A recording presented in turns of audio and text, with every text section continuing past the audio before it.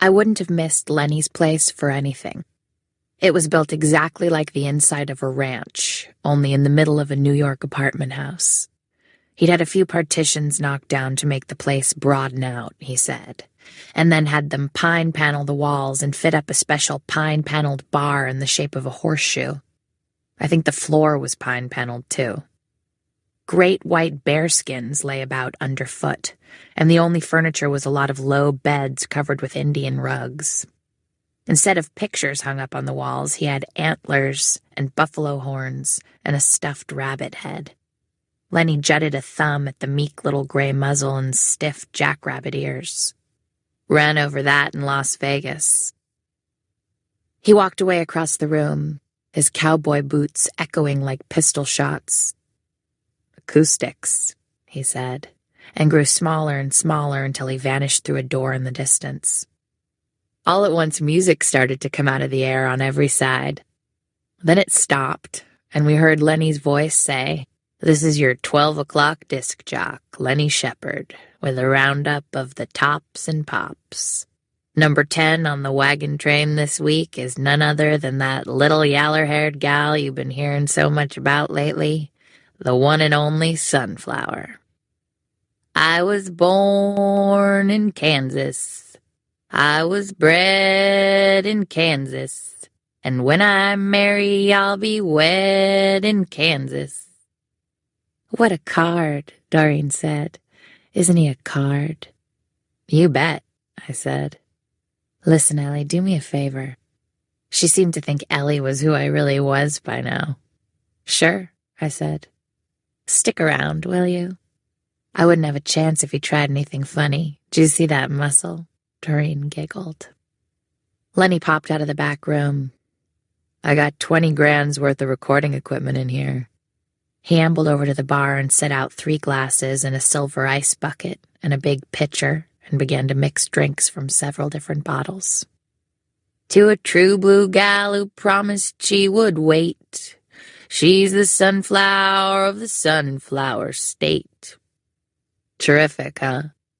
Lenny came over, bouncing 3 glasses. Big drops stood out on them like sweat, and the ice cubes jingled as he passed them around. Then the music twanged to a stop, and we heard Lenny's voice announcing the next number. "Nothing like listening to yourself talk. Say," Lenny's eye lingered on me, "Frankie Vamoosed, you ought to have somebody. I'll call up one of the fellers." "It's okay," I said. "You don't have to do that." I didn't want to come straight out and ask for somebody several sizes larger than Frankie. Lenny looked relieved. "Just so's you don't mind. I wouldn't want to do wrong by a friend of Doreen's." He gave Doreen a big, white smile. "Would I, honey bun?" He held out a hand to Doreen, and without a word, they both started to jitterbug, still hanging onto their glasses. I sat cross-legged on one of the beds and tried to look devout and impassive like some businessman I once saw watching an Algerian belly dancer. But as soon as I leaned back against the wall under the stuffed rabbit, the bed started to roll out into the room, so I sat down on a bearskin on the floor and leaned back against the bed instead. My drink was wet and depressing. Each time I took another sip, it tasted more and more like dead water. Around the middle of the glass, there was painted a pink lasso with yellow polka dots. I drank to about an inch below the lasso and waited a bit, and when I went to take another sip, the drink was up to lasso level again. Out of the air, Lenny's ghost voice boomed. "Why, oh why did I ever leave Wyoming?" The two of them didn't even stop jitterbugging during the intervals. I felt myself shrinking to a small black dot against all those red and white rugs and that pine paneling. I felt like a hole in the ground. There is something demoralizing about watching two people get more and more crazy about each other, especially when you're the only extra person in the room. It's like watching Paris from an express caboose heading in the opposite direction. Every second the city gets smaller and smaller, only you feel it's really you getting smaller and smaller and lonelier, rushing away from all those lights and that excitement at about 1,000,000 miles an hour. Every so often Lenny and Doreen would bang into each other and kiss, and then swing back and take a long drink and close in on each other again.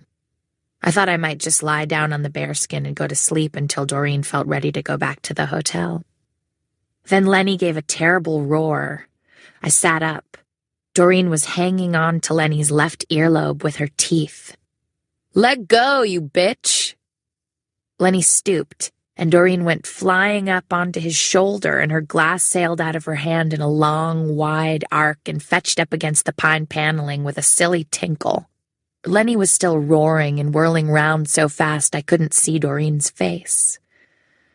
I noticed, in the routine way you notice the color of somebody's eyes, that Doreen's breasts had popped out of her dress and were swinging out slightly like full brown melons as she circled belly down on Lenny's shoulder, thrashing her legs in the air and screeching. And then they both started to laugh and slow up, and Lenny was trying to bite Doreen's hip through her skirt when I let myself out the door before anything more could happen and managed to get downstairs by leaning with both hands on the banister and half sliding the whole way. I didn't realize Lenny's place had been air-conditioned until I wavered out onto the pavement. The tropical, stale heat the sidewalks had been sucking up all day hit me in the face like a last insult. I didn't know where in the world I was. For a minute, I entertained the idea of taking a cab to the party after all, but decided against it because the dance might be over by now, and I didn't feel like ending up in an empty barn of a ballroom strewn with confetti and cigarette butts and crumpled cocktail napkins. I walked carefully to the nearest street corner, brushing the wall of the buildings on my left with the tip of one finger to steady myself. I looked at the street sign. Then I took my New York street map out of my pocket. I was exactly 43 blocks by 5 blocks away from my hotel. Walking has never fazed me. I just set out in the right direction, counting the blocks under my breath, and when I walked into the lobby of the hotel, I was perfectly sober, and my feet only slightly swollen, but that was my own fault because I hadn't bothered to wear any stockings. The lobby was empty except for a night clerk dozing in his lit booth among the key rings and the silent telephones. I slid into the self-service elevator and pushed the button for my floor. The doors folded shut like a noiseless accordion. Then my ears went funny, and I noticed a big, smudgy-eyed Chinese woman staring idiotically into my face. It was only me, of course. I was appalled to see how wrinkled and used up I looked. There wasn't a soul in the hall. I let myself into my room. It was full of smoke. At first I thought the smoke had materialized out of thin air as a sort of judgment, but then I remembered it was Doreen's smoke and pushed the button that opened the window vent. They had the windows fixed so you couldn't really open them and lean out, and for some reason this made me furious. By standing at the left side of the window and laying my cheek to the woodwork, I could see downtown to where the UN balanced itself in the dark like a weird green Martian honeycomb. I could see the moving red and white lights along the drive and the lights of the bridges whose names I didn't know. The silence depressed me. It wasn't the silence of silence. It was my own silence. I knew perfectly well the cars were making a noise, and the people in them and behind the lit windows of the buildings were making a noise, and the river was making a noise, but I couldn't hear a thing. The city hung in my window, flat as a poster, glittering and blinking, but it might just as well not have been there at all, for the good it did me.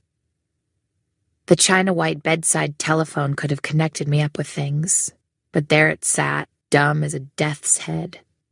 I tried to think of people I'd given my phone number to so I could make a list of all the possible calls I might be about to receive, but all I could think of was that I'd given my phone number to Buddy Willard's mother so she could give it to a simultaneous interpreter she knew at the UN. I let out a small, dry laugh. I could imagine the sort of simultaneous interpreter Mrs. Willard would introduce me to when all the time she wanted me to marry Buddy, who was taking the cure for TB somewhere in upper New York State. Buddy's mother had even arranged for me to be given a job as a waitress at the TB sanatorium that summer so Buddy wouldn't be lonely. She and Buddy couldn't understand why I chose to go to New York City instead. The mirror over my bureau seemed slightly warped and much too silver. The face in it looked like the reflection in a ball of dentist's mercury. I thought of crawling in between the bed sheets and trying to sleep, but that appealed to me about as much as stuffing a dirty, scrawled-over letter into a fresh, clean envelope. I decided to take a hot bath. There must be quite a few things a hot bath won't cure, but I don't know many of them. Whenever I'm sad I'm going to die, or so nervous I can't sleep, or in love with somebody I won't be seeing for a week, I slump down just so far, and then I say, I'll go take a hot bath. I meditate in the bath. The water needs to be very hot, so hot you can barely stand putting your foot in it. Then you lower yourself inch by inch till the water's up to your neck. I remember the ceiling over every bathtub I've stretched out in. I remember the texture of the ceilings and the cracks and the colors and the damp spots and the light fixtures. I remember the tubs, too. The antique griffin-legged tubs, and the modern coffin-shaped tubs, and the fancy pink marble tubs overlooking indoor lily ponds. And I remember the shapes and sizes of the water taps and the different sorts of soap holders. I never feel so much myself as when I'm in a hot bath. I lay in that tub on the 17th floor of this hotel for women only, high up over the jazz and push of New York, for near onto an hour, and I felt myself growing pure again. I don't believe in baptism or the waters of Jordan or anything like that, but I guess I feel about a hot bath the way those religious people feel about holy water. I said to myself, Doreen is dissolving, Lenny Shepherd is dissolving, Frankie is dissolving, New York is dissolving. They are all dissolving away, and none of them matter anymore. I don't know them, I've never known them, and I am very pure. All that liquor and those sticky kisses I saw and the dirt that settled on my skin on the way back is turning into something pure. The longer I lay there in the clear, hot water, the purer I felt. And when I stepped out at last and wrapped myself in one of the big, soft, white hotel bath towels, I felt pure and sweet as a new baby. I don't know how long I'd been asleep when I heard the knocking. I didn't pay any attention at first because the person knocking kept saying, Ellie, Ellie, Ellie, let me in. And I didn't know any Ellie. Then another kind of knock sounded over the first dull, bumping knock. A sharp tap-tap and another much crisper voice said, Miss Greenwood, your friend wants you. And I knew it was Doreen. I swung to my feet and balanced dizzily for a minute in the middle of the dark room. I felt angry with Doreen for waking me up. All I stood a chance of getting out of that sad night was a good sleep, and she had to wake me up and spoil it. I thought if I pretended to be asleep, the knocking might go away and leave me in peace, but I waited, and it didn't. Ellie, Ellie, Ellie, the first voice mumbled, while the other voice went on hissing. Miss Greenwood, Miss Greenwood, Miss Greenwood, as if I had a split personality or something. I opened the door and blinked out into the bright hall. I had the impression it wasn't night, and it wasn't day, but some lurid third interval that had suddenly slipped between them and would never end. Doreen was slumped against the door jamb. When I came out, she toppled into my arms. I couldn't see her face because her head was hanging down on her chest, and her stiff blonde hair fell down from its dark roots like a hula fringe. I recognized the short, squat, mustached woman in the black uniform as the night maid who ironed day dresses and party frocks in a crowded cubicle on our floor. I couldn't understand how she came to know Doreen or why she should want to help Doreen wake me up instead of leading her quietly back to her own room. Seeing Doreen supported in my arms and silent except for a few wet hiccups, the woman strode away down the hall to her cubicle with its ancient Singer sewing machine and white ironing board. I wanted to run after her and tell her I had nothing to do with Doreen, because she looked stern and hard-working and moral as an old-style European immigrant, and reminded me of my Austrian grandmother. Let me lie down, Doreen was muttering. Let me lie down, let me lie down. I felt if I carried Doreen across the threshold into my room and helped her into my bed, I would never get rid of her again. Her body was warm and soft as a pile of pillows against my arm where she leaned her weight, and her feet and their high spiked heels dragged foolishly. She was much too heavy for me to budge down the long hall. I decided the only thing to do was to dump her on the carpet and shut and lock my door and go back to bed. When Doreen woke up, she wouldn't remember what had happened and would think she must have passed out in front of my door while I slept, and she would get up of her own accord and go sensibly back to her room. I started to lower Doreen gently onto the green hall carpet, but she gave a low moan and pitched forward out of my arms. A jet of brown vomit flew from her mouth and spread in a large puddle at my feet. Suddenly Doreen grew even heavier. Her head drooped forward into the puddle, the wisps of her blonde hair dabbling in it like tree roots in a bog, and I realized she was asleep. I drew back. I felt half asleep myself. I made a decision about Doreen that night. I decided I would watch her and listen to what she said, but deep down I would have nothing at all to do with her. Deep down I would be loyal to Betsy and her innocent friends. It was Betsy I resembled at heart. Quietly I stepped back into my room and shut the door. On second thought, I didn't lock it. I couldn't quite bring myself to do that. When I woke up in the dull, sunless heat the next morning, I dressed and splashed my face with cold water and put on some lipstick and opened the door slowly. I think I still expected to see Doreen's body lying there in a pool of vomit like an ugly concrete testimony to my own dirty nature. There was nobody in the hall. The carpet stretched from one end of the hall to the other, clean and eternally verdant except for a faint, irregular dark stain before my door, as if somebody had, by accident, spilled a glass of water there, but dabbed it dry again.